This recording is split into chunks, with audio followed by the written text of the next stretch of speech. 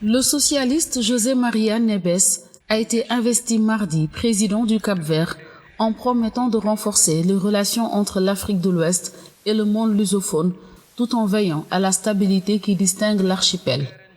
Neves, 61 ans, est devenu officiellement le 5e président du Cap-Vert depuis l'indépendance de l'ancienne colonie portugaise en 1975, en présence du président du Portugal, de son homologue ghanéen Nana Akufo-Addo, président en exercice de la CEDEAO, et de leur homologue sénégalais, bissau-guinéen et angolais. 46 ans après la date d'indépendance nationale, la sérénité et le sens des responsabilités exigent que nous reconnaissions les énormes défis auxquels nous sommes toujours confrontés. José María Neves va cohabiter avec un premier ministre de centre droit, Ulisses Correa et Silva, et les deux hommes ont fait vœu de travailler ensemble, une promesse de bon augure pour les Cap-Verdiens confrontés à la crise, au chômage et à la hausse des prix des produits de première nécessité. La dette publique et les déficits publics atteignent des niveaux inquiétants.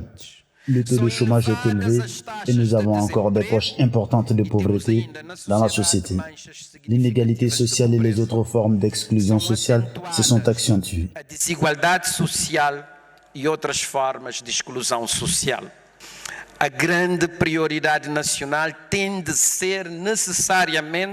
La grande priorité nationale doit nécessairement être la reconstruction du pays dans ce cycle post-pandémie douloureux.